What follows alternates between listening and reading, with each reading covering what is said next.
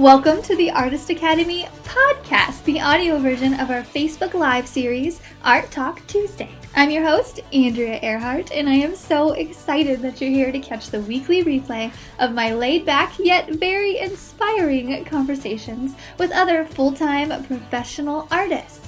The purpose of this series is to show aspiring artists like you that it is completely possible to make a great career out of this art thing. And if you ever want to join us live and have your questions answered in real time by myself or featured guests, then just hop over to facebook.com/groups/Artist Academy every Tuesday at 8 p.m. Central Standard Time. I'll see you there.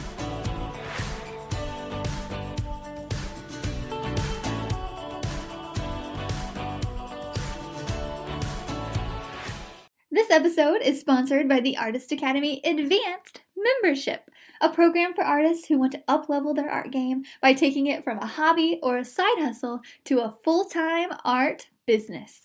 I've been a professional artist for over 5 years with paintings in several different countries and a client list that includes high-profile companies such as Bass Pro, O'Reilly's, Duck Commander, and many, many more. So I figured out what it takes to build an art business, and now my heart is set on teaching aspiring artists like you to do the same. Go to advancedmember.com, that's advancedmember.com to learn more.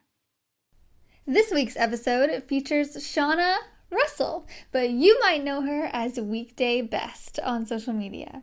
Shaunna paints these beautiful rainbow-style pet portraits. Her colors are so bright and fun, so you can imagine why she caught my eye on Instagram a little over a year ago.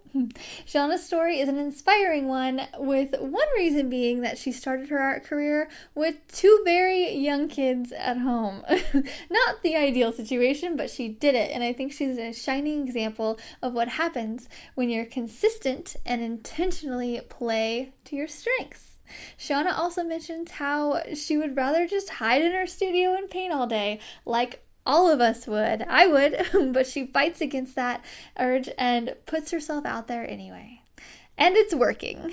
So let me know what you think about this week's episode with Shaunna Russell. Thank you so much for coming on here and taking some time out of your night to come talk to us. I'm so excited to have you on here. I'm really appreciative that you invited me. Yes, awesome. I've been following you for a little over a year, and I'm just like, and every time you post something, I'm just in awe. I'm like, oh my gosh, just because it's kind of hard to do the rainbow type thing, but make it look really good, and you do such an amazing job at that. I appreciate that. Thank you. Yeah.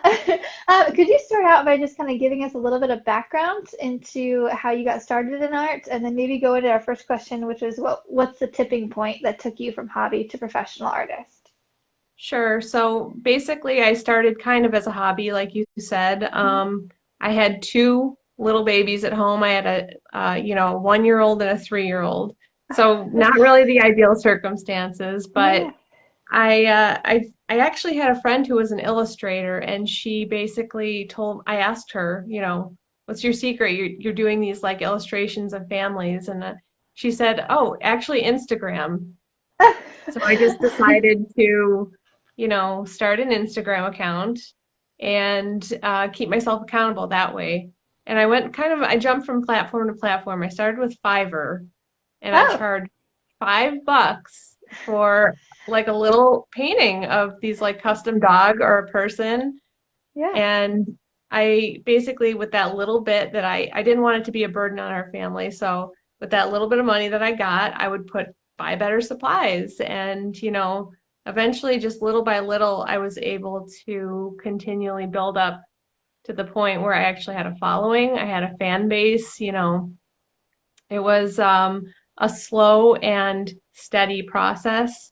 I wish that I could say, oh, something just happened like that and it was like magic, but it's never like that, right? You're right. So yeah. We're also waiting to go viral. Exactly. So and what was the question that you had was, what was the tipping point from, hobby to professional?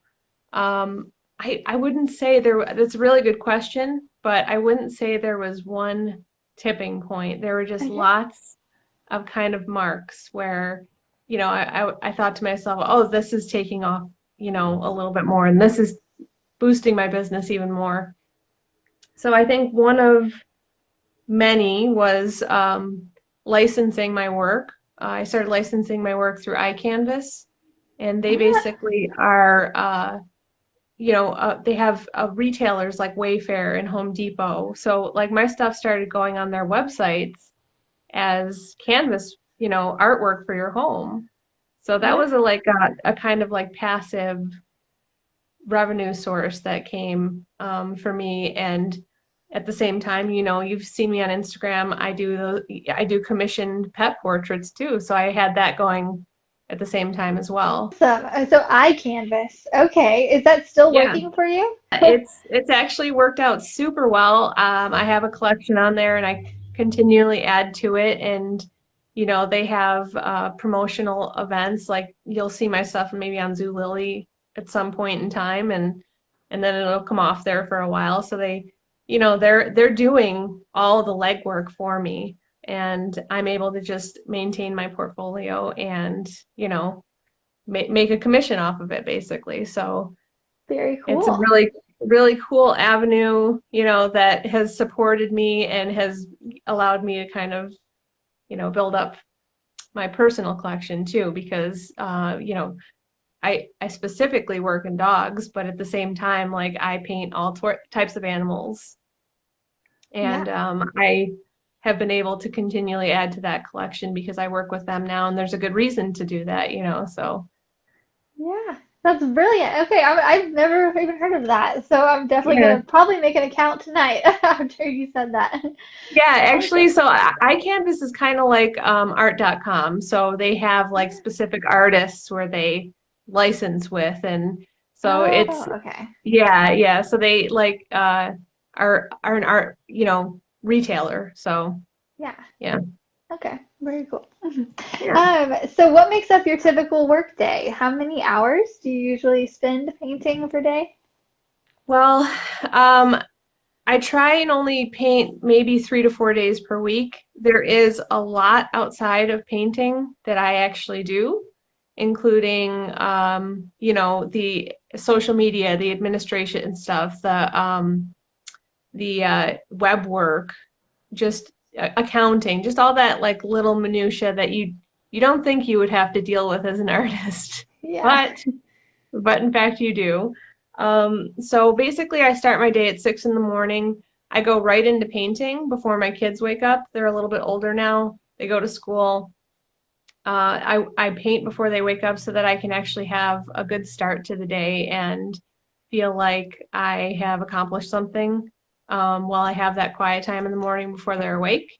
Okay. Um, then I am able to get them on the bus and off to school. And the only reason I'm mentioning that is it's been a huge part of my art career is to be in their lives to the maximum extent. So my studio is at home and I'm able to take off whenever I need to take off. I'm able to uh, take care of them when they're sick. And that's always kind of how I've built my business around is having that flexibility so that I can still, you know, I started when they were babies, just kind of sitting at the coffee table when they were done for the day, they were out for the night and like having that precious like time, to myself. Yeah. And now it's kind of come full circle and now it's just blossomed into such a bigger thing than I could have imagined, honestly. That's amazing. I love to hear that you balance it too, because like I don't have kids yet, but that's always on my mind too. I'm like, oh man, how do they balance it? But that's Oh gosh, yeah. Well, I think for anybody, and you'd probably agree, you can just like overcommit yourself and burn out, whether no matter what is it or who is in your life. So, yeah, I would say that it's been a process of trying to find that balance, and I think that is the case for anybody. yeah, for sure. So you mentioned you get up in the morning before they're up, or Yes, and I yeah, actually start painting at that point in the day so that when I get them on the bus, I can I work out and then I get back to painting. Uh, and I have administrative days and I have shipping days, so I kind of, my schedule varies quite a bit depending on what project I have coming up or, what class or show or whatever. So I don't have Yeah. a fixed schedule and I'm pretty actually bad about organizing myself. So I have an assistant that keeps me really on task. She schedules like my commissions. She, reminds me, emails me, hey, this person is coming up on your schedule. Do you need me to adjust the schedule or whatever? So yeah, she helps me in the areas that I'm weak. So That's so cool because you're using your strengths. I mean, to your strengths, like that's so cool, and your weaknesses like that. I know so many artists who could yeah. really benefit from having an assistant like you. But yeah, when your assistant emailed me, I was like, oh, this is professional. Okay, I was Right. like, that sounds amazing to have an assistant to do all that stuff. So that way you can really focus on painting and family and all the things that you're really great at. And yeah, playing to your strengths and not your weaknesses. I love that. Right. Yeah. And I did have to learn that kind of the hard way because, originally I would keep track of it all in my head, like, oh, I have this handful of orders, but eventually it got to the point where I had to start keeping a calendar and like lists of people who are waiting or, had placed an order. It was too much to keep track of in my head. And I did learn that the hard way because I made mistakes and I, missed deadlines or made shipping errors or whatever because I was trying to keep too much and that's the way I function in life. So Yeah. I had to like put systems in place to organize myself and like you said, play off my strengths so that I Yeah. could actually, do more art and, be organized without feeling exhausted. Yes, So definitely. How many? So let's talk about this assistant thing for a second. How did you find sure. her, and how many hours does she work for you a week? So I got to be honest, she is my friend. Okay. And yeah, so we have a really good arrangement where she works from home and, helps me with events and things like that. But she's super helpful. She probably works like, depending, on what I have going on, maybe 15 hours a week. This past week, she helped me with a show, so it was a little more. And Yeah. she also helps during the week with email correspondence because anybody that knows me knows that I'm just super bad at responding to people and staying on top of things. Even your invitation to come on here, I know I was way more delayed than I should have been, but It's that's how okay. it goes. We're here, and it worked, and you're on time, and this is great. Exactly. Hey, made it on time. That's something, right? Yes, exactly. Awesome. Okay. Can you talk us through your painting process? Are there any methods or techniques that you've picked up through your years of experience? Because I personally have tried rainbow animals, and I've done a couple, and it can get messy quick. And if you Yes, don't, so it I'm curious can. of what you do. So it can get out of control, obviously, really quickly. But basically, once I have the sketch, and if you look behind me, if you can see behind me, I use Yeah. this like clay board. It's actually by Oh, Ampersand. It's cradled wood board, and it has a layer of clay on the top, and it acts like watercolor paper in a similar way.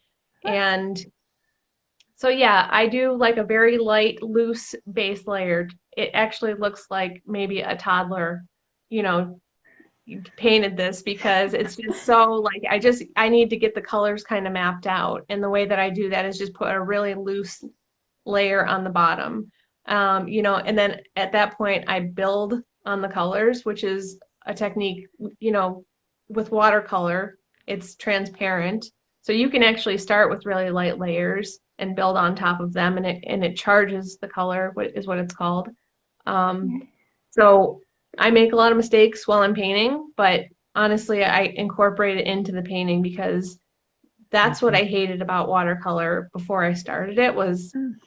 it just seemed if it's on the paper, it's just there forever. You can't take it off. But there's ways of, kind of like getting around it. So uh, typically with watercolor paper, you use the white of the paper as white, right? So you Mm. can't build white on top of the colors. So with the clay board, one of my very favorite tools is an X-Acto knife. And Oh, I scratch out a lot of details into the clay. It's something kind of like a little bit more non-traditional, but I saw some other artists do it and I just tried experimenting with it and it worked out really, really well for me. So That's Wow. my main Tricks. like medium and method for my paintings now is clay and watercolor. Wow, that's so amazing. That's so unique too. And I would have never ever guessed that when I saw your stuff. Because I mean, every artist just thinks like it's on canvas and it's just, but that's Right. so cool. I'm so glad you shared that. Yeah. And people ask for recommendations as far as like, what supplies do I use? What watercolors do I use? I don't really like to give a lot of recommendations because I use a lot of stuff from different brands that I like. I do pretty consistently use the ampersand clay board, but I really just encourage people to experiment. And I really strongly feel like I can't give them the answer or the path to their artwork. I can give some recommendations, but I feel like the best way to figure out what you're good at is to try different mediums, try different surfaces. I use watercolor paper. I used to use it more, but not as much anymore. I've played with Yupo paper, which I don't know if you know what that is, but it's like a plastic sheen paper that you can use watercolor or inks on, but it basically, it just acts very, very different than traditional watercolor paper. So, I've played with that before and just experimenting, I think that is the best way to like do something cool. Yeah, definitely. Yeah, like whenever people are asking like how do I find my niche? It's the same kind of thing. Like you just kind of experiment until you find out what Yes. you like. Is that how it would happen for you?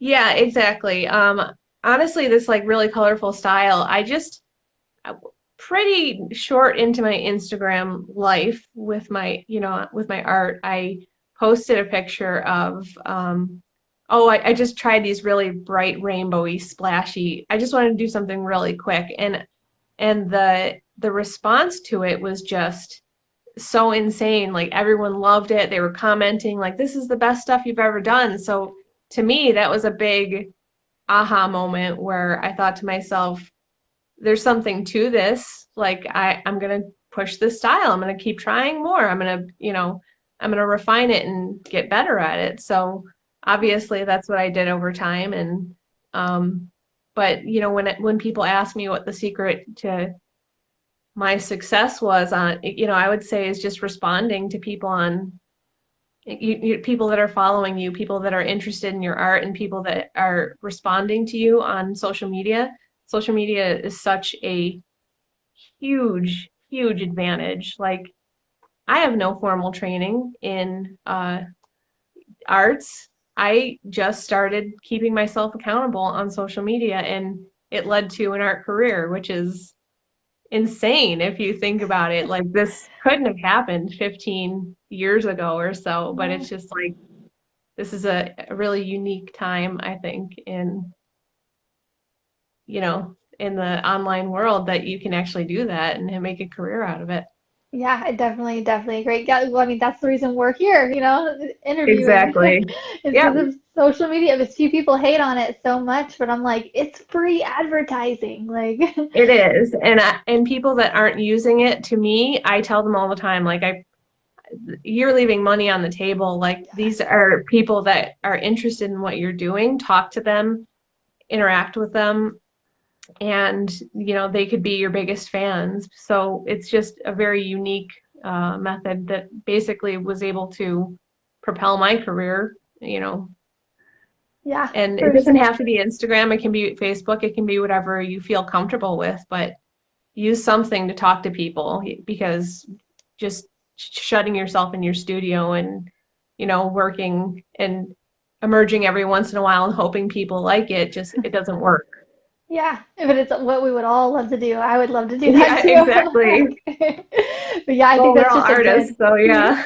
yeah, I think that's just a great reminder. So I'm glad you shared that too, because I think everybody thinks like that, and it's just a good reminder just to get out there, even though it is kind of uncomfortable for like at first too. It's like promoting self-promotion is kind of strange. But Yes, then, like you said, just getting in the habit and keeping yourself accountable, it gets easier, and then it's like a job. exactly. It does. And anyone that knows me personally knows that I'm just a super introverted person. Like I just like to keep to myself. I like to work out of my house. I have my core group of friends, but I don't want to go out there and just, hey, we're all like, this is what I do, like, love me. It's just not me. So it's hard. It's hard as somebody who doesn't feel comfortable doing that to get to that point where you feel like, you can share your work, but also not feel like you're being inauthentic. Yeah, definitely. I would have not guessed that from looking at your Instagram profile that you are super introverted either, um, Right. which is the magic of getting to interview you. I'm like, that's so cool, because as am I, and as a lot of viewers. It is true, yeah. And I've learned over time where my comfort zones are, and uh sometimes I kind of disappear from social media for a week or two, and in general overall I feel accountable to my account and my fans and the people that follow along. So I do try and post consistently, but sometimes you just get burnt out and you just have to step away for a minute, and that's people understand. Yeah, definitely. And it's so some people too, like you're gone and they don't really notice, but when you're back, they're like, "Oh yeah, okay, she's back." Like it's not as a big of a deal as we think it is, you know. Exactly, right. Yeah. I Um, really do stress to people though, if you're starting social media and you're trying to be accountable, don't disappear for really long periods of time and then expect the same kind of results when you get back, because people that are coming to your account see that you haven't posted or whatever for a really long time. It's like walking into a store with no one behind the counter.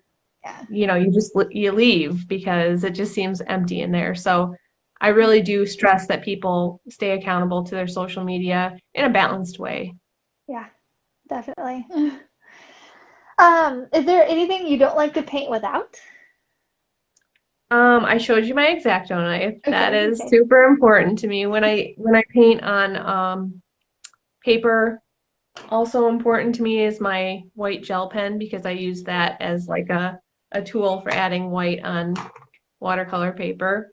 No. I've used the same mason jar since I started painting. I don't know why. I think I have a weird attachment to it. I've never really, understood why. I just use the same mason jar. It's like stained, but that's what I have to use. So yeah, those are Yeah. my must-haves. I also love Winsor& and Newton Series 7 watercolor brushes.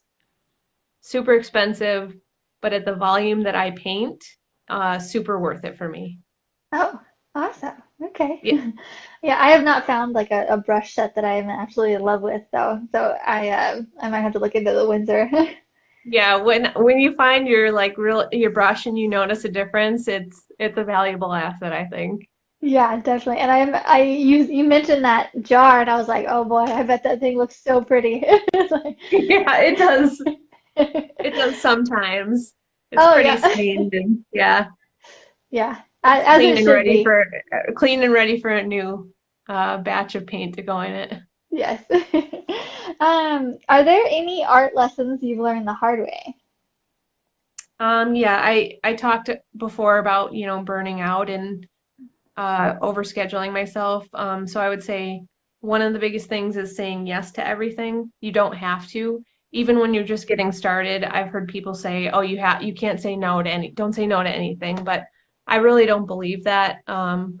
You need to do what's right for you and, for your family or your situation or whatever. Don't say yes to everything, because in a lot of situations it's worked out really poorly for me. So I've said yes to maybe like licensing something to a small time person who has a t-shirt shop in this country, and then, I don't hear from them ever again, or I don't get paid or whatever. So I don't believe in saying yes to everything. I believe in filtering through and thinking about what it's actually gonna mean for you. So that you might notice means for me having to turn away business, having to say no, I can't schedule you for a commission because I'm really booked up for the next couple months and I can't overschedule myself or fit you in because I just can't do it without kind of losing my mind. Yeah. I know And the other, exactly what you mean. yeah, I mean, it's a hard balance to find, and it's taken 7 years for me, but eventually I learned it.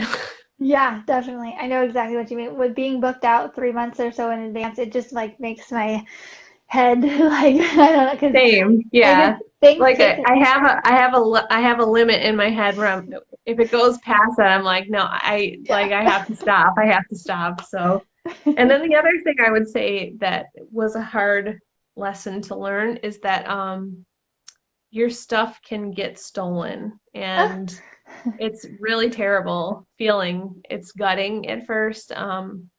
My stuff, for instance, is manufactured in other countries on cheap kind of like stuff and sold all over Amazon by tons of different sellers. And it's really, really gutting at first, but it really hasn't affected my business personally, even though it is not right. Mhm. People take my signature off of stuff. They, I can't really control what other people do. So Yeah. that's a hard lesson to learn, but at the same time, if you're popular or, you know, or good, I think that people just are gonna gravitate to doing that. And it's not cool, but I just have learned to kind of handle it. Yeah, for sure. Yeah. And I think you just almost like the first time it's like, oh, what the heck? And then the second time you're like, no. And then after a while it's like, okay, it happened again, whatever. Like, Exactly. So I have a way of handling it now. Like I request stuff to be taken down, obviously. Like I'm not just gonna sit yeah. idly by, but it really is an uphill battle to try and find every, piece of manufactured or stolen manufactured good with my stuff on it. So Gosh, that's crazy. And you could almost think of it as like a maybe brand awareness thing.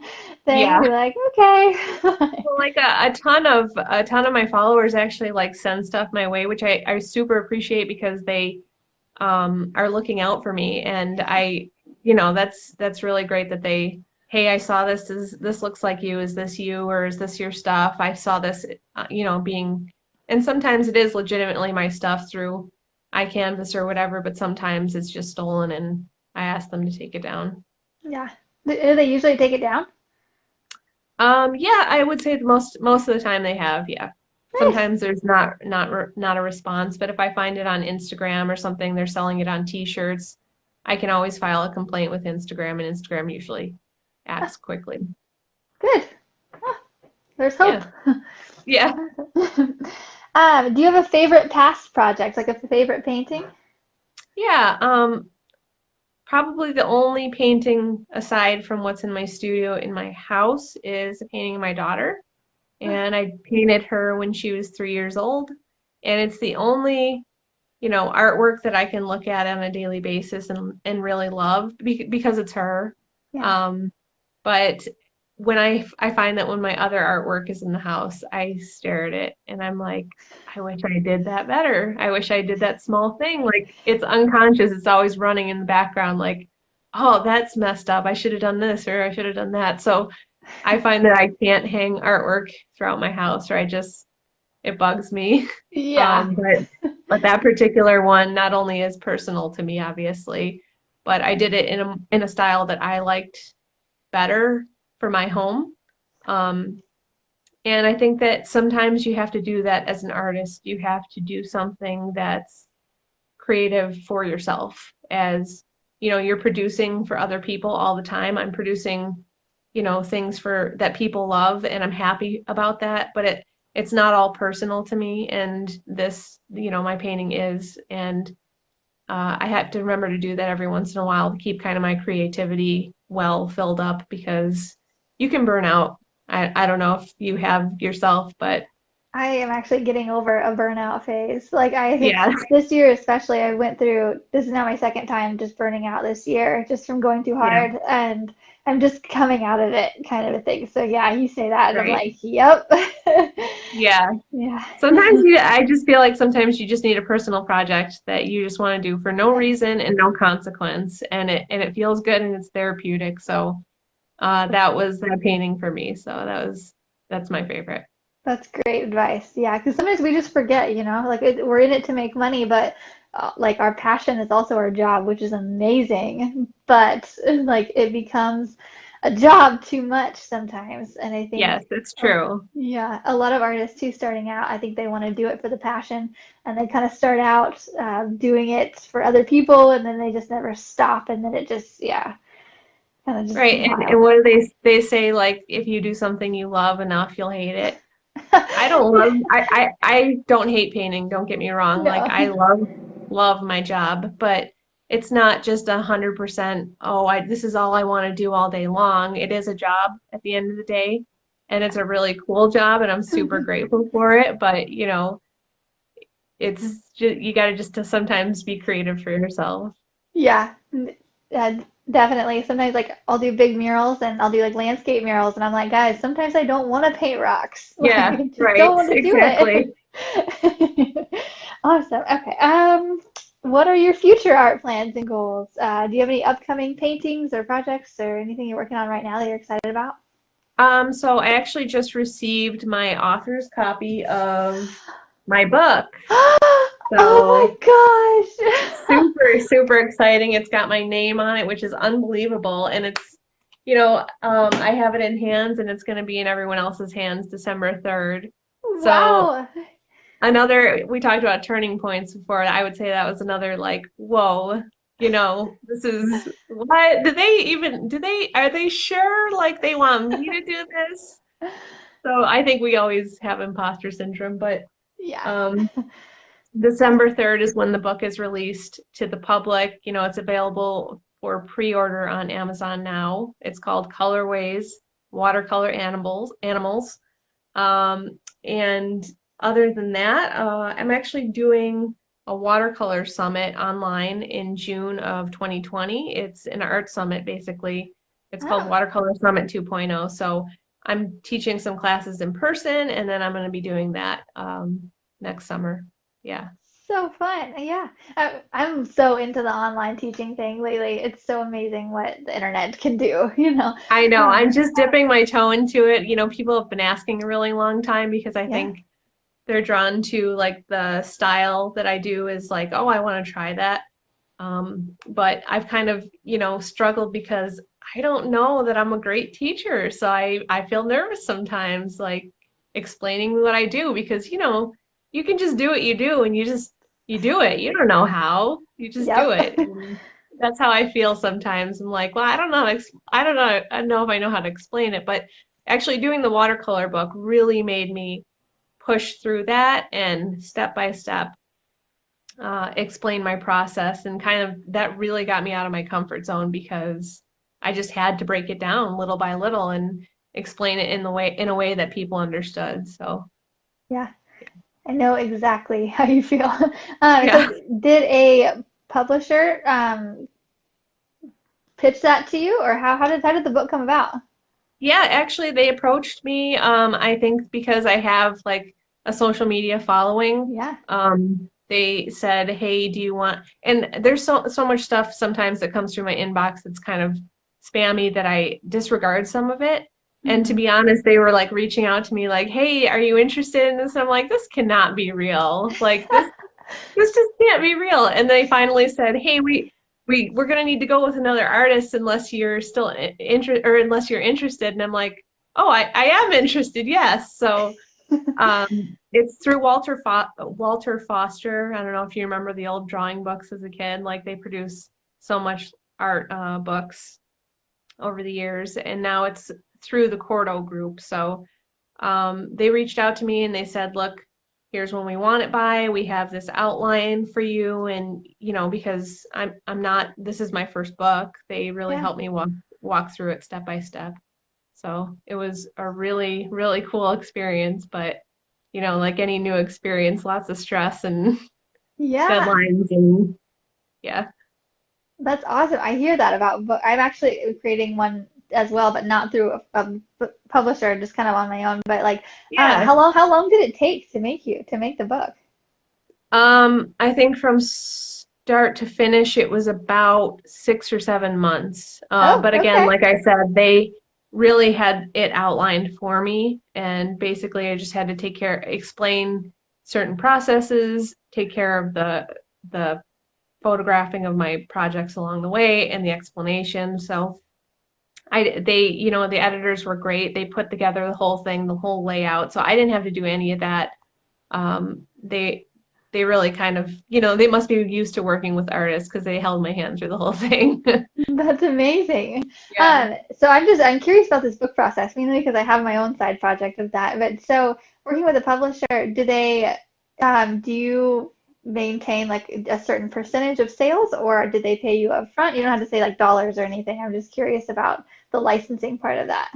Yeah, it's typical for books to just get a percentage of Okay. basically book sales. Yeah. Yeah. Cool.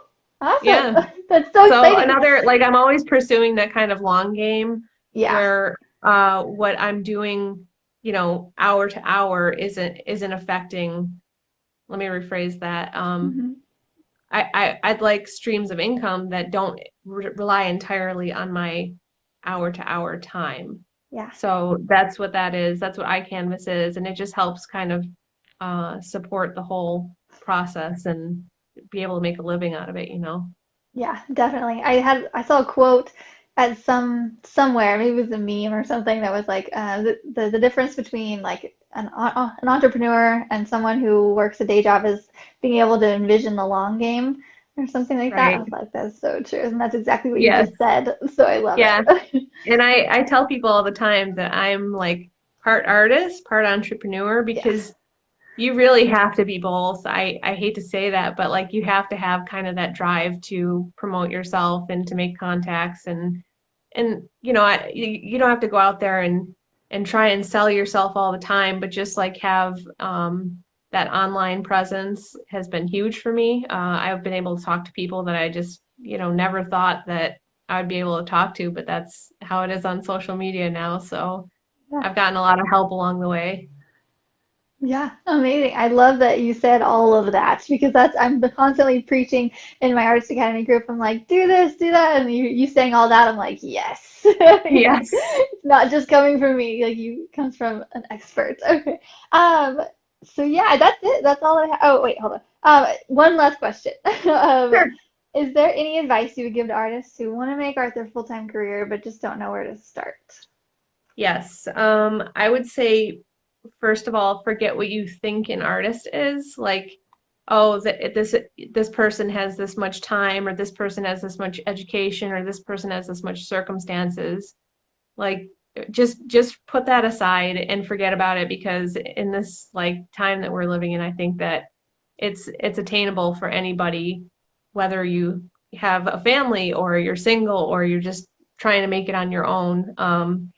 And then I would say, aside from that, start small and build on what works, abandon what doesn't, and leave your ego to the side because sometimes, people are responsive to a certain thing and you kind of have to you want to work with that because those people are eventually hopefully going to be your fans. So of course there's no tipping point where it's just, oh, I've made it now because it's just constant small steps and hard work and more connections and reaching out to people when, you know, actually, I was just going to mention Insider Art. That was another tipping point. They Mhm. reached out to me, they did a piece on me, and the response to that, I like couldn't even handle the amount of emails that came into my inbox after that. Oh, wow. Um, so that was like a gauntlet of interest, which was super flattering. But beyond that, like I started reaching out to local news stations, and I'm like, hey, I just wanted to let you know I was featured on this like major website. Would you be interested in talking? And they did. They came to my house and like interviewed me about it. And Ah, all I did was just say, hey, have you guys heard that I did this thing? And sometimes all it is asking, just yeah. asking, and just ask the question like, hey, can you help me with this? Or hey, have you heard about this? Or can you answer this question for me? And just maintaining those questions, that dialogue. Yeah, definitely. And a lot of times news stations are looking for stuff, you know. to like Exactly. interesting people for interesting stories, and so you're doing them a favor, you know? Yeah, and it's a ripple effect, you know. So when I did shows after that, like people were coming through like, "Didn't I see you on the news?" And I'm like, "Yeah, that was me." So it's like a ripple effect, but you just gotta keep putting yourself out there. Yeah, definitely. I love it. Okay. Well, I won't take up any more of your time, but I really appreciate you coming on here and talking with us again. I'm Absolutely. so excited to get to meet you, first off. Thank you. Oh, Yeah, you're just so sweet. Thank you for having me. yeah, no problem. All right. So you're at Weekday Best.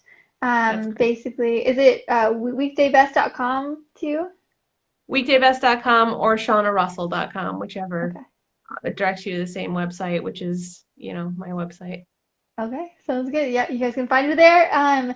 This will be made into a podcast episode and it'll be aired next Tuesday, and I'll send you the link and everything if you'd like to share it. And that's it. All right, I'm gonna get off here and go to Absolutely. bed probably. All So yeah, right. I'll talk to you later. Thank you so much. Bye. Bye.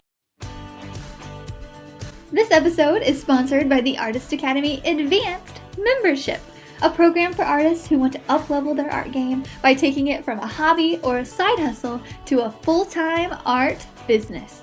I've been a professional artist for over 5 years with paintings in several different countries and a client list that includes high-profile companies such as Bass Pro, O'Reilly's, Duck Commander, and many, many more. So I figured out what it takes to build an art business, and now my heart is set on teaching aspiring artists like you to do the same. Go to advancedmember.com, that's advancedmember.com to learn more.